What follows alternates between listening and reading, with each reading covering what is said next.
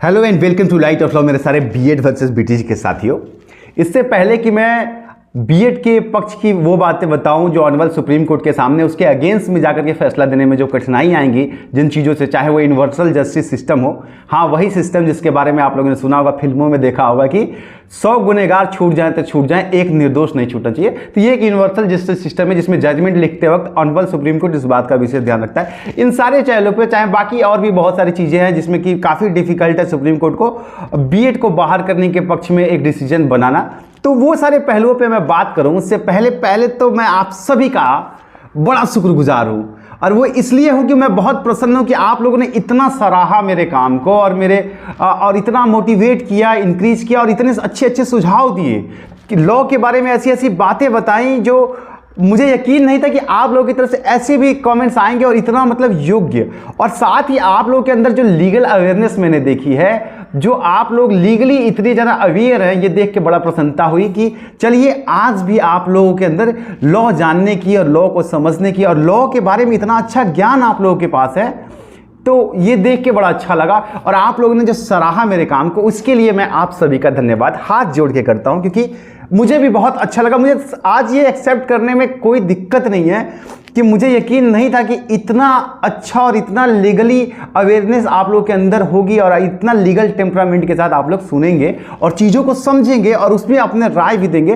तो ये बड़ा प्रसन्न हुए हम और बहुत अच्छा लगा कि आप लोगों के अंदर अभी भी लीगल टेम्परामेंट है। देखिए, यूनिवर्सल जस्टिस सिस्टम और बीएड के पक्ष की बात करूँ उससे पहले आप लोगों में से कुछ बीटीसी के साथी जो है लगातार क्रिटिसाइज कर रहे हैं। कुछ लोग तो शब्दों की मर्यादा में रह के बातें कर रहे हैं, कुछ लोग शब्दों की मर्यादा पार करके भी कुछ अपनी ऐसी बातें लिख दे रहे हैं जो बहुत ही अमर्यादित है, जिसका तो मैं यहाँ पे जिक्र भी नहीं करूँगा। लेकिन उनको लगता है कि मैं बायस्ड हूँ बीएड की तरफ और मैं हर बात में बीएड को ही जिता रहा हूँ या बीएड की तरफ बायस्ड हूँ।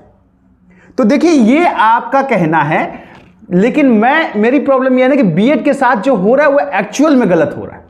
मैं अगर आप लोग को इस चीज़ को समझाऊं, अगर आप लोग एग्री ना कीजिएगा तो बिल्कुल आप लोग मुझे कमेंट सेक्शन में जो फिर से गालियां लिखनी हो लिख लीजिएगा, कोई दिक्कत नहीं है। लेकिन जरा एक बात बताइए कि अगर एनसीटी ने 2018 में ये रेगुलेशन नहीं लिया होता कि बीएड के बच्चे प्राथमिक में एलिजिबल हो जाएंगे, तो क्या आप में से कोई भी ऐसा बीएड का बच्चा होगा जो बीटीसी करके नहीं बैठा होता? क्योंकि जब यहाँ जॉब्स इतनी कम हैं, आप खुद सोचिए कि सबसे ज़्यादा टीचर की वैकेंसी आती है प्राइमरी में, मिडिल में आती है, तो प्राइमरी से प्रमोट होकर बिना किसी ब्रिज कोर्स के बीटीसी वाले साथियों का प्रमोशन होकर चला जाता है। और वो भी भर्तियां अगर 20,000 की आती है तो 10,000 प्रमोटेज हो जाते हैं, 10,000 बच जाता है बीएड के लिए। उसके अपर लेवल में जाएं 10वीं 12वीं में तो वैकेंसियां इतनी कम आती हैं कि लाखों में करोड़ों में बच्चे होते हैं और हजारों में सैकड़ों में भर्तियां आ जाती हैं। तो बीएड के पास स्कोप बचता कहां है? तो क्या ये बताइए कि अगर कोई बच्चा बीएड कर लिया है आज की डेट में 18 के नोटिफिकेशन के बाद, तो अगर उसे पता होता या उसके पहले कितने ऐसे बीएड वाले नहीं होंगे जो बीटीसी और बीएड दोनों की डिग्री करके रखे होंगे। और आप बीटीसी के साथ ही आप लोग भी बताइए कि आप लोग लड़ रहे हैं, क्या आप लोग आगे चल के बीएड नहीं करके रखिएगा? तो आपके पास भी तो बीएड और बीटीसी दोनों रहेगा। तो ये जो है काफी सारी चीजें जो है ना, जिसको आप एक कॉन्ट्रैक्ट में समझ रहे हैं, लेकिन इसको अगर ब्रॉड सेक्शन पे अगर आप समझें तो आप मेरी बातों को समझने का कोशिश कीजिएगा, तो आपको समझ में आएगा कि आप जो बीटीसी के साथी है वो कहीं ना कहीं जो है ना मिसलीड हो रहे हैं। उनको लड़ना किसी और से चाहिए, आपको गवर्नमेंट से लड़ना चाहिए कि इतनी प्रॉपर भर्ती क्यों नहीं आ रही है। लेकिन सरकारों का तो ये अच्छा है कि बीएड बीटीसी से लड़ जाए, भर्तियां ना देनी पड़े उनको। अब सुप्रीम कोर्ट जब फैसला करेगा उसके बाद तो भर्ती की बात आएगी ना। तो ये चीजें हैं। अब इन सारे पहलुओं पे मैं आपको कुछ काउंटर सवाल जरूर देना चाहता हूं, अपनी जो व्यक्तिगत राय हो सकती है, मेरी छोटी समझ है, आप ज्यादा बीटीसी के साथ ही ज्यादा ही संवेदनशील या ज्यादा समझदार है, आप मेरा मार्गदर्शन जरूर कीजिएगा। लेकिन मेरे पास आपके लिए कुछ सवाल है, तो वो जरूर बताइएगा। अच्छा, एक रिक्वेस्ट ये है कि आप चैनल पे नए हैं, मेरी बातों से सहमत है, सब्सक्राइब जरूर कीजिएगा। मुझे मोटिवेशन मिलता है एक पक्ष रखने की, एक बात रखने की। आपका सब्सक्रिप्शन मुझे मोटिवेट करता है और मैं काफी मोटिवेट रहता हूं, जरूर कीजिएगा।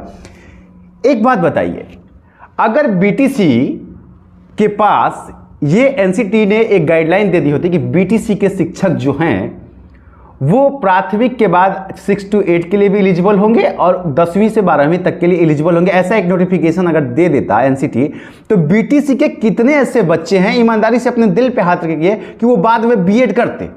उनको बीएड करने की क्या आवश्यकता थी? जब एनसीटी ने उन्हें कह दिया कि आप टेंशन मत लीजिए, आपने बीटीसी कर लिया है, आपको हम 12वीं तक लेके जाएंगे, तो आज अगर ये फैसला ऐसा होता, ये उल्टा होता, तो आज बीटीसी के सारे साथी, अगर ये नोटिफिकेशन रद्द होने की बात हो रही होती, तो आज बीटीसी के सारे साथी परेशान होते कि नहीं, क्योंकि उनके पास मौका नहीं है। ये इलेक्शन ईयर है 2024 में, तमाम राज्यों में इलेक्शन, अब इलेक्शन आ रहा है, सेंट्रल का इलेक्शन आ रहा है, तमाम वैकेंसियां आएंगी। बीएड के बच्चों के पास क्या इस वक्त इतना वक्त है कि वो बीटीसी कर लें? क्योंकि भर्तियां तो प्राइमरी में सबसे ज्यादा आएंगी। बिहार के 7वें चरण की भर्ती आने वाली है, उत्तर प्रदेश की शिक्षक की भर्ती है, मध्य प्रदेश की भर्ती फॉलन लाइन है, सारे राज्यों की भर्तियां जो है लगातार खुल रही हैं प्राइमरी की। तो आप बताइए कि उनके पास वक्त तो है नहीं। अगर यही चीज एनसीटी ने आपके साथ किया होता, वो सही है गलत उसके बारे में कोर्ट डिसाइड करेगा, लेकिन आप बताइए कि अगर एनसीटी ने यही कह दिया होता कि बीटीसी को हम माध्यमिक और प्राइमरी और ऊपर लेवल तक लेंगे, तो क्या बीटीसी के साथ ही, क्या आप में से कोई ऐसा नहीं है कि जो बीटीसी और बीएड करके बैठा होगा? तो बीटीसी वालों के पास तो दोनों हाथ में लड्डू हैं, क्योंकि वो बीटीसी भी करके बैठे हैं और बीएड भी करके बैठे ज्यादातर लोग। लेकिन बीएड को यह कह दिया गया कि आप बीएड पर ही रहने दीजिए, आपको बीटीसी करने की जरूरत नहीं है, आप उस फील्ड में मत जाइए, हम आपको ऐसे ही प्राथमिक में रख लेंगे। और अब जब भर्तियां आने लगी हैं प्राथमिक की, तब यह कहा जा रहा है कि नहीं नहीं नहीं नहीं नहीं, अगर ऐसा होता है हाइपोथेटिकल कि नहीं नहीं बिना बीटीसी के हम प्राथमिक में नहीं लेंगे, तो ये बीएड के बच्चे जो सिर्फ बीएड के भरोसे बैठ गए, क्या ये आपको क्या लगता है कि बीएड से इजी नहीं है बीटीसी? क्या इनके सिलेबस और आपके सिलेबस में थोड़ा सा भी अंतर नहीं है? तो जो बच्चा बीएड कर सकता है वो बीटीसी भी नहीं निकाल के बैठ गया होता, रिलैक्स आज बैठा होता, कोई दिक्कत नहीं है भाई। प्राथमिक में आएगा तो बीटीसी का सर्टिफिकेट लगाएंगे, ऊपर जाना होगा तो बीएड का लगा लेंगे। तो ऐसे वक्त में जब अब भर्तियां आने लगी हैं, बच्चों के पास वक्त नहीं है, टाइम नहीं है कि वो फिर से बीटीसी कर लें, और अब भर्तियां आ रही हैं, वो तो सीधा बाहर हो जाएंगे और बाकी भर्तियां आएंगी नहीं। आप रोजगार को क्या समझते हैं? आज जितना रोजगार एक बीटीसी के लिए जरूरत है, उतनी ही बीएड के लिए। और हर बीएड वाला 12वीं का टीचर नहीं बनता, क्योंकि 12वीं की हर राज्य की भर्ती सबसे कम अगर भर्ती आती है तो इंटर लेवल पे आती है, हाई स्कूल लेवल पे आती है। सबसे ज्यादा भर्ती जो आती है वो प्राथमिक लेवल पे आती है, स्कूलों की संख्या सबसे ज्यादा प्राथमिक की है। तो ऐसे स्थिति में वो बच्चा क्या करेगा? वो भूखे मर जाएगा। तो ये जो है प्रॉब्लम है सबसे बड़ी, जिसको लेकर के मुझे लगता है कि ये गलत है।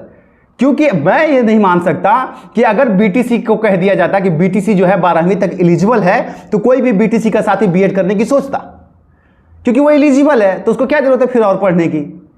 लेकिन आप चूंकि बीटीसी के साथी एलिजिबल नहीं है ऊपर जाने के लिए, तो वो बीएड करेंगे ना। आप कर रहे होंगे, आपके पास 2 डिग्री है, बीएड वाले के पास 1 ही डिग्री रह गई क्योंकि उसने बीटीसी किया ही नहीं। तो ये है, तो आप तो कर लेंगे, आपके पास मौका था, आपने किया भी होगा, तो आप ऊपर तक भी आएंगे और नीचे तक भी जाएंगे। लेकिन जो सिर्फ इस एनसीटी की नोटिफिकेशन की वजह से फंस गए प्राथमिक में, उनका तो सब बर्बाद हो जाएगा। That is the my problem. और इसे आप थोड़ा इंसानियत के बेसिस पे भी देखिए, सिर्फ अपने फायदे और नुकसान पे मत देखिए, क्योंकि ये सच है कि चाहे कुछ भी रीजन हो, बीटीसी की प्राथमिक की भर्तियां जितनी भी आए, उसमें पद जो है 1000, 2000, 5000 छूट ही जाते हैं, चाहे वो किसी भी राज्य का हो। तो आपका कुछ नुकसान नहीं हो रहा है, लेकिन इन बच्चों का बहुत नुकसान हो जाएगा, और that is the my stand, इसलिए मैं ये बात कर रहा हूं। हाँ, मुझे इससे दिक्कत नहीं है कि आज तक जो लोग बीएड कर लिए हैं उनको शामिल कर लीजिए प्राथमिक में। आज के बाद नियम बना दीजिए कि बिना बीटीसी के प्राइमरी में नहीं डालेंगे, हमको कोई दिक्कत नहीं है, कोई एतराज नहीं है भाई। जिनको करना होगा प्राइमरी वो बीटीसी भी करके बैठे। लेकिन जिन्होंने इस नोटिफिकेशन की वजह से कर लिया, उनका कितना बड़ा लॉस हो जाएगा। तो ये प्रॉब्लम है। देखिए, सब्सक्राइब जरूर कीजिएगा, अगर आपको मेरी बातें सही लगती हैं तो आपका समर्थन अपेक्षित होता है। तो ये बात है। चलिए अब आ जाते हैं ऑनरेबल सुप्रीम कोर्ट की तरफ कि सुप्रीम कोर्ट के लिए क्या चैलेंजेस है बीएड को बाहर करें। सबसे पहली बात तो मैंने आपको ये जो बताई है, यही सबसे बड़ा चैलेंज है कि गलती एनसीटी की है और भुगतेगा बीएड का बच्चा। तो बिना गलती के सजा हो जाएगी उसको, बिना अपराध के जेल हो जाएगी उसको, समझ लीजिए एक तरह से ये बात हो जाएगी। तो ऐसी स्थिति में सुप्रीम कोर्ट, और जब सुप्रीम कोर्ट कोई ऑर्डर लिखता है, आप याद रखिए कि सुप्रीम कोर्ट एपेक्स कोर्ट होता है इंडिया का, इसके जजमेंट इंग्लैंड तक कोर्ट करता है। इंग्लैंड का हाई कोर्ट और सुप्रीम कोर्ट कोर्ट करते हैं। आपको अगर यकीन नहीं है तो मेरे वीडियो के प्लेलिस्ट में पड़ा होगा। साउथ अफ्रीका में एक नथिया का केस हो गया था एक लड़की का, supreme court Indian supreme court का राइट टू लाइफ का एक्ट वहां पर डिस्कशन हुआ था साउथ अफ्रीका में कि अगर कोई लड़की नथिया पहनना चाहती है तो उसको पहनने दिया जाए। ये साउथ अफ्रीका में सुप्रीम कोर्ट का कोर्ट गया था इंडियन। तो जब जजमेंट लिखा जाता है तो यूनिवर्सल लिखा जाता है। यूनिवर्सल जस्टिस का सिस्टम ये होता है कि 100 ठो चोर, 100 ठो गुनहगार बच जाएं तो बच जाएं, एक निर्दोष को सजा नहीं होनी चाहिए। और यहां बीएड की कोई गलती नहीं है। अगर एनसीटी ने कहा होता कि आप बीएड मत कीजिए, जिसको भी प्राइमरी में जाना है वो बीटीसी करके बैठे, नहीं हम नहीं लेंगे, तो हर बीएड का बच्चा मैं लिख के देता हूं कि बीटीसी की डिग्री आप लोगों के सामने रख के बैठा होता, बीएड भी और बीटीसी भी रख के बैठा होता, जहां आएगा वहां चले जाएंगे, क्योंकि ये बात सच है कि बीएड के लिए ज्यादा पढ़ना पड़ता है बनस्पत BTC, that is a fact. तो ये जो है सुप्रीम कोर्ट के सामने भी एक चैलेंज। दूसरी बात ये है कि जो है लागू हो चुका है, नोटिफिकेशन एग्री कर लिया गया है और उसके साथ कई सारे राज्यों में जो है बीएड का सिलेक्शन हो चुका है। तो अगर ये ऑर्डर फॉलो अप कर दिया गया तो उन बीएड वालों को भी बाहर करना पड़ेगा, दैट इज अ प्रॉब्लम। और अगर उन्होंने उनको बाहर नहीं किया, बीएड वालों को जो शिक्षक हैं, जैसे कि बंगाल को कंसीडर कर लिया गया कि हम नहीं करेंगे बाहर, ठीक है ना, तो क्या जो आज बीएड करके बैठे हैं उनकी गलती तो यही हो जाएगी ना कि वो दूसरे राज्य में जहां वैकेंसी नहीं आई, मतलब 2018 के बाद से बंगाल की वैकेंसी आई, वहां बीएड वाले शामिल हो गए।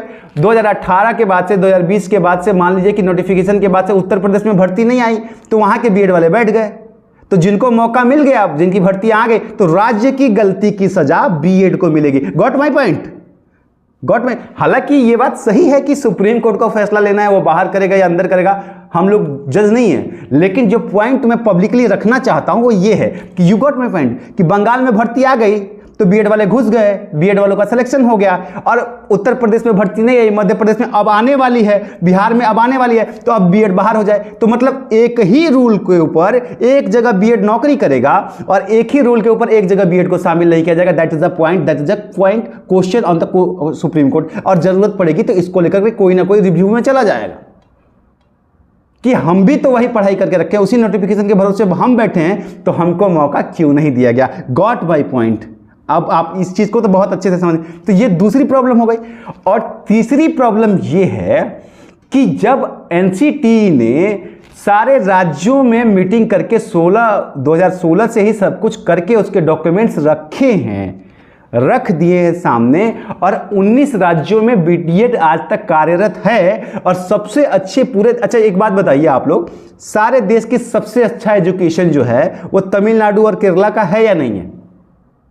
आप लोग भी बताइए।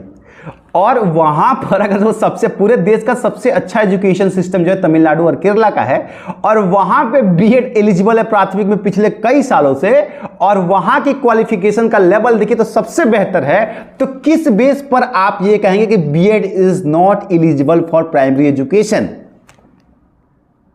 क्योंकि वो जहां पढ़ा रहा है वहां तो वहां का शिक्षा का ग्राफ तो पिछले 20 साल से वो पढ़ा रहा है और वो सबसे ऊपर है पूरे देश का।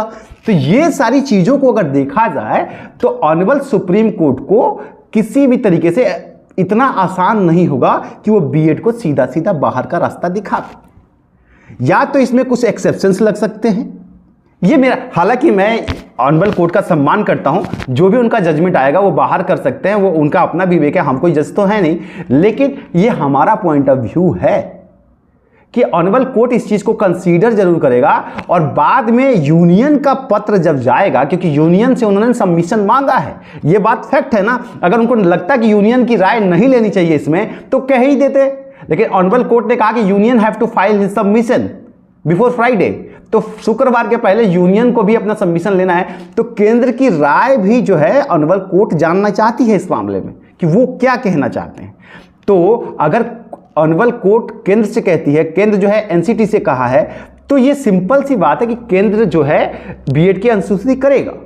तो इसलिए इन प्रॉब्लम्स के बीच में बीएड जो है कहीं ना कहीं अभी ज़्यादा सिक्योर है। हालांकि कोर्ट का फैसला है जो भी होगा, मुझे अभी सबसे ज़्यादा दिक्कत यह है कि मैं यूनियन का वो सबमिशन देखना चाहता हूं, और अभी जो है उसके ऊपर आदेश गया है, तो वो अभी समझ लीजिए कि गुरुवार या बुधवार के आसपास में, या हो सकता है फ्राइडे तक ही वो लोग सबमिट करेंगे, या हम संडे मंडे जब भी हो जाए मैं उसको देख लूँ कि उसमें क्या पॉइंट आए हैं, तब मैं आपको आश्वस्त कर दूंगा कि केंद्र ने क्या सबमिशन दिए, अब ये फैसला कहाँ जा रहा है। अगर केंद्र ने इस बात की अनुसूची पूरी तरीके से कर लिया तो मान के चलिए कि काफ़ी हद तक बीएड बच जाएगा। हाँ, एक सवाल किसी साथी का था कि क्या केबीएस में प्राइमरी में बीएड एलिजिबल होगा, तो देखिए अभी तो होगा, उनके नोटिफिकेशन के हिसाब से उन्होंने एलिजिबल किया है, और ऑनरेबल कोर्ट ने केबीएस के मामले को एक्सेप्ट भी किया है कि वहां पे उन्होंने कहा है कि टीचर्स की कमी है, और उत्तराखंड में भी बीएड एलिजिबल होगा क्योंकि वहां के राज्य सरकार ने ही ये साफ साफ कहा है कि हमारे यहाँ टीचरों की कमी है। तो ये दो राज और केबीएस जो है वो बीएड के टेंशन वाले, बीएड वाले उसमें टेंशन ना लें, वो आप लोग सिक्योर हैं। बाकी जजमेंट के आने के पहले जो भी आती है चीज़ें मैं आप लोगों के बीच में फिर से आऊँगा। सब्सक्राइब और सपोर्ट और प्यार बनाए रखिएगा। मिलता हूँ, प्रणाम।